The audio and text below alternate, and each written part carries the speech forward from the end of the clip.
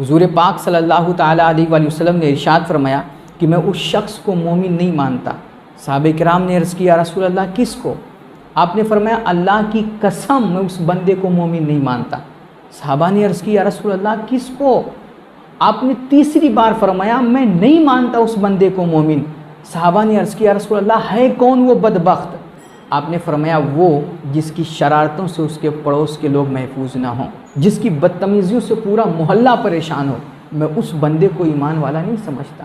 یار ہم لوگوں نے کس چیز کا نام ایمان اور عشق رسول سمجھ رکھا ہے؟ حضور اکرم صلی اللہ تعالیٰ علیہ وآلہ وسلم ایک دن وضو فرما رہے تھے، صحابہ کرام آئے اور انہوں نے آپ کے وضو کے پانی کو لے کر کے اپنے چہرے پر اور بدن پر ملنا شروع کر دیا۔ حضور پاک صلی اللہ علیہ وآلہ وسلم نے ان سے پوچھا کہ یہ تم ایسا کیوں کر رہے ہو؟ یہ میرے وضو کے پانی کو تم اپنے جسم اور بدن پہ کیوں مل رہے ہو، اپنے چہرے پہ کیوں مل رہے ہو؟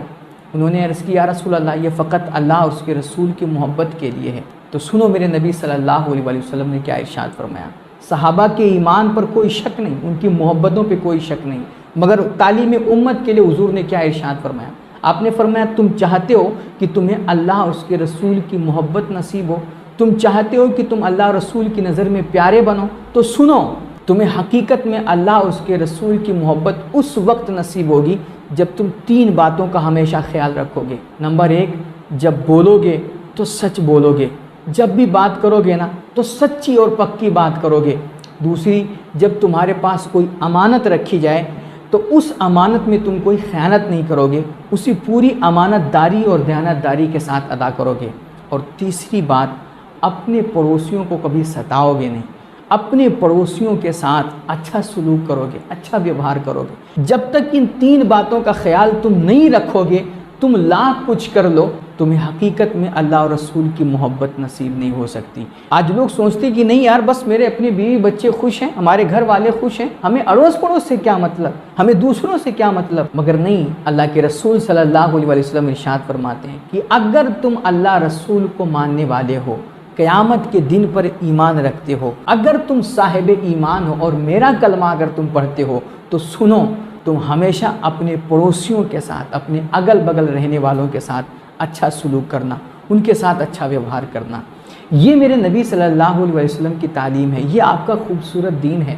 میرے بھائی یہ معاشرہ جنت اس وقت بنے گا نا کہ جب ہم اپنے گھر والوں کے ساتھ، اپنی فیملی کے ساتھ، اپنے اگل بگل رہنے والوں، اپنے سے جڑے لوگوں کا بھی نا خیال رکھیں گے، ان کے دکھ سکھ میں ان کے ساتھ ہوں گے، تب یہ معاشرہ لہلہائے گا اور تب اس میں آپ کو سکون اور راحت محسوس ہوگی۔ یار پڑوسیوں کے میں کتنے حقوق آپ کو بتاؤں۔ حضور اکرم صلی اللہ علیہ وسلم کی حدیث کی کتابیں بھری پڑی ہیں۔ آپ فرماتے ہیں کہ مجھے جبریل نے آ کر کے اللہ کی طرف سے پڑوسیوں کے اتنے حقوق بتائے، مجھے ایسا لگنے لگا کہ جیسے وہ پڑوسیوں کو میری جائیداد کا وارث بھی بنا دیں گے۔ اتنے سارے حقوق کہ وہ آپ کے اڑوس پڑوس میں بسنے والے لوگ کوئی غیر نہیں ہیں، وہ گویا آپ کی فیملی کا حصہ ہیں، آپ کے گھر کے افراد میں سے ہیں۔ لہذا جس طرح گھر کے تمام افراد کا خیال رکھنا ہے، ان پڑوسیوں کا بھی خیال رکھنا ہے۔ حضور نے فرمایا کہ وہ کھانا جائز ہی نہیں ہے، مفہوم حدیث ہے کہ وہ کھانا حرام ہے کہ جس کو کھا کر کے بندہ اپنا پیٹ بھر لے اور بغل میں اس کا پڑوسی بھوکا سو جائے۔